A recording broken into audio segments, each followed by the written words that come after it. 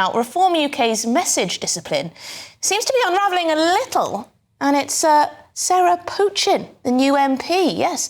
She asked Keir Starmer to ban the burka. Well, she asked him why not, considering all of these European nations are doing so. Absolutely. But today, the party chairman, Zia Youssef, appeared to call that question dumb. But Nigel Farage then jumped in to back Sarah Pochin. He's calling for a national debate on the issue of a burka ban. But the question is, what is the Reform Party policy on this? Do they want to ban the burka? Do they think that's a dumb idea? Or do they just want a debate on it?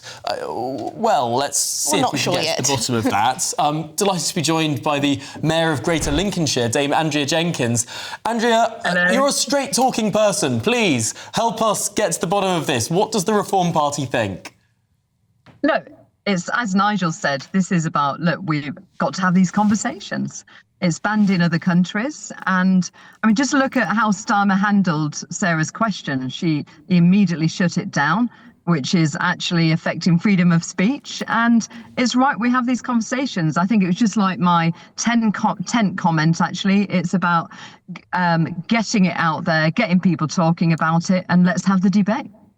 I mean, Zia Youssef said, I do think it's dumb for a party to ask the Prime Minister if they would do something the party itself wouldn't do. So Zia Youssef, 5 hours, seems to have no idea what the policy is or should be. He's the chairman, isn't he? Look, we're not saying it's a policy. We're saying we need to have the conversation and the conversation with the public. What do they want? And that'll help formulate the policy, won't it? Andrea, isn't this exactly what Kemi Badenoch is doing with the Conservative Party right now? You ask any Tory shadow minister a question and they say, well, no, we're having a serious conversation about that, but they can't give you any answers. Isn't Reform falling into exactly the same trap as the Conservative Party, saying, you know what, yeah, no, we should have a serious conversation about that, but we don't know what our policy is? No, but as I said, when I defected, I joined the party of the brave. We are having these conversations, the ones that people think about but don't often say. So, no, we've got to have these debates, and then you help formulate policy. I mean, it's like myself as mayor, I've said I'm quite interested in potentially looking at having a new town in Lincolnshire, but let's have this debate. Let's discuss whether that's what people want. So what is wrong with that approach on some policy areas? And would you personally like to see a ban on it? What do you reckon? I mean, I'd like to see banning of face coverings full stop, to be honest. I mean, look, we know that if you wear a crash helmet, you're not allowed to go into a bank without removing it. And, you know, it is intimidating to some people when you can't see someone's face when you're speaking to them. So we've got to genuinely have this conversation. To me, it's about the safety aspect. We don't know who is, wearing this. But again, it's not just about what I think, it's about having this debate, what Nigel said. Okay. Presumably you'd have a carve-out for the 31st of October, the face covering ban. Presumably you'd have a carve-out for the 31st of October for the face covering ban. Oh, Halloween. Are you going to criminalise every child wearing a ghost costume? Or? Oh, come on, children. God, Tom, come on. He always finds the exception, Andrea. Andrea Jenkyns, thank you very much. Dame Andrea Jenkyns, thank you very much, Mayor of Greater Lincolnshire. So there you go. It's up for discussion. So the policy is that this should be debated. Yes. Which I think we are clearer than where we were this morning. I do still think that it is a legitimate question to ask, and it's the same question that the Tory party get asked right now. OK, maybe you're having debates now, but at some point you're going to have a policy prospectus. Yeah, well, maybe not yet. Right, listen, Carol, this Reform burka ban story is going to be massive, I predict. This is going to follow around Sarah Pochin, new female MP, first female MP for Reform. She came out of the blocks yesterday in PMQ. She could have asked them anything. She asked Keir Starmer, does he plan to ban the burka for safety like European countries? Which, of course, is not Reform UK policy. Reform UK policy is to keep the burka. I was just going to say that, Piers. You've just taken the thunder there right now. So what she asked this question, which is a bit odd, because you'd think before you ask your first question, you might have a little chat with your Reform colleagues. I'm sure she did. Another thing. Well, no, she didn't. Next door. Well, apparently she didn't, because A lot of them have just said, didn't know anything about it. Farage didn't know anything about it.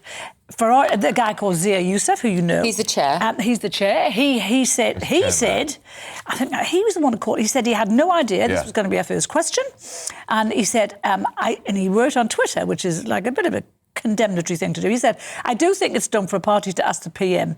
They would do something else. Anyway. He's not wrong, is he? Well, I mean, it doesn't. It's poor for party discipline. I'm not saying this is any kind of reform fan, right, but it's very stupid to open up a dividing line within your own party with exactly. a completely unprovoked vote. It's an unforced error. He's made an even bigger dividing line as party chairman to slap it down. It was her fault. Why on earth, if you know that there is a big dividing line in your party, which is quite divided on these sorts of issues anyway, well, she should know, she's an MP, that these are the sort of issues that would very much appeal to the old UKIP party. In fact, UKIP used to talk about this stuff. Listen, Reform is the successor party to UKIP. They banned the burka in all but name. It's not. It's nothing to do with UKIP. You've got to stop doing that. It's the same party leader. The left does that all of the time. The left does that. UKIP's leader was Nigel Farage. UKIP, yes, but he's not. He doesn't support. Well, it's banned in 9 countries. But I'm just it's banned in 9 countries in France. Yes, well, exactly, and that's the point. Let's stop going off the point. The point is, she asked, I think, which is a legitimate question of the Prime Minister.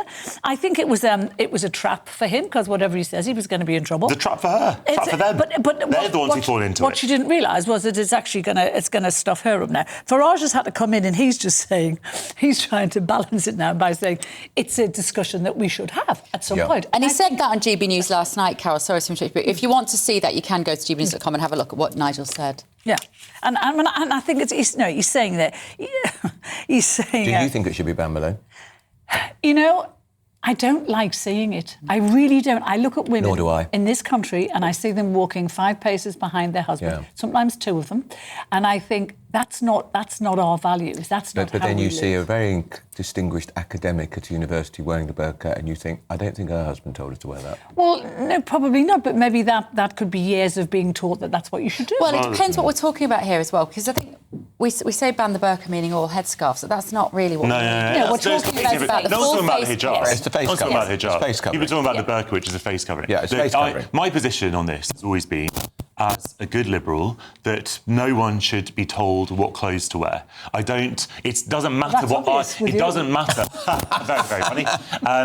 What other people choose to wear, I might not like it, as we see on this panel often enough, but I'm not banned from it, and no one else should be banned from wearing clothes. And actually think that we should have a lot more liberal rules on what people are allowed to wear. Do you think it's right? I think women should be allowed to go. Do you think it's right that in a Western liberal democracy, I see women not just wearing the face covering, I see them wearing like cages on their face now, and it's like a metal thing. No, that's the burqa.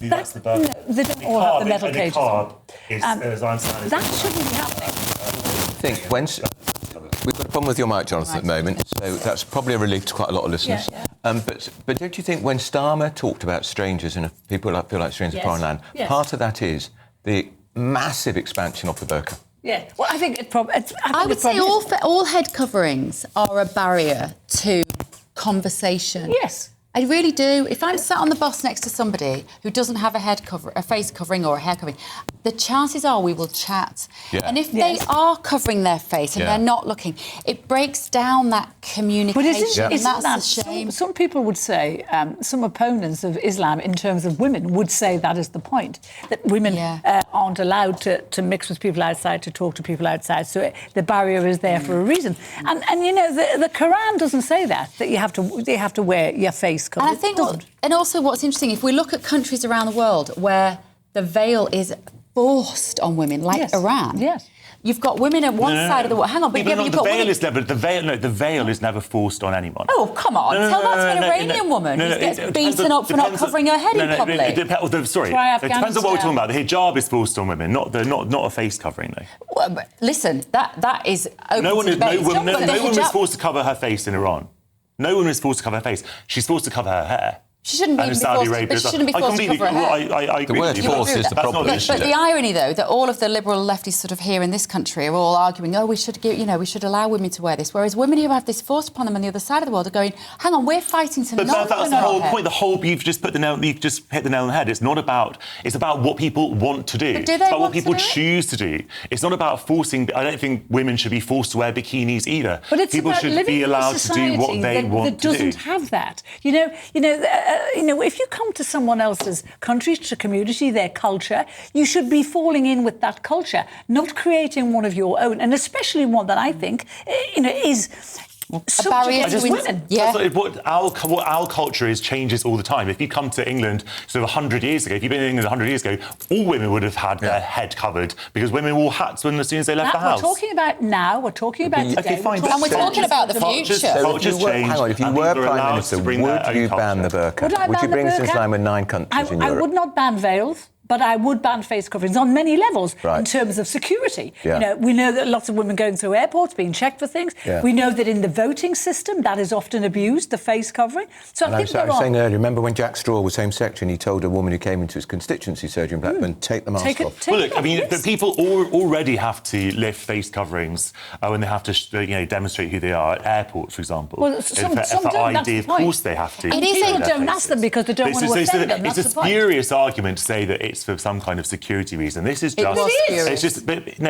When you're talking about banning the burqa, it's not about security. It's about... It has been used by many people, this argument, to drive a wedge through sort of Muslim communities and to turn people... No, that is what... I'm not saying that it's always behind that, but that is what it often is. And that's why it has become this sort of totemic issue in certain sections of the far right. And that is why it's so dangerous for Reform, because they need the broadest possible coalition now. They're no longer a fringe party that can just talk to themselves about certain sort of cultural issues. If they are a credible party of government, they need to build the largest possible coalition and not alienate people who might vote. I'm sorry, but Lee Anderson has said, they've said on social media, ban the burqa, yes, we should. Farage has actually said that face coverings in public don't make sense and we should have a debate about it. Well, I mean, Farage is going to... Except Sarah Pochin. Well, he's going to have to... Farage is going to have to sort of decide what side of the fence he comes down on, because it's clearly not going to be sustainable for him to sort of sit on the fence. He's quite clear that the Reform aren't going to change their policy. Well, he's saying that we should have a debate on it. But what's the point of his party having a debate on it? Have a debate in the country. But the debate must be about women. The debate must be about the subjugation of women. It shouldn't be about And the debate often needs to be in the Muslim... And don't we need the debate in the Muslim community too? Yeah, very loudly. These debates already happen. I'm not sure that's No. already happen. Not enough. Through the female door of the mosque you go through, or the male door of the mosque you go through? Well, I mean, that's a silly... I mean, synagogues... Orthodox synagogues are segregated by gender as well. Yeah, but they're not covered. Right. Well, yes, they are actually. They don't cover their Orthodox faces. women cover their heads as well. They don't cover their faces. No, but the vast majority of Muslim women don't cover their faces. Should we talk about blind dates?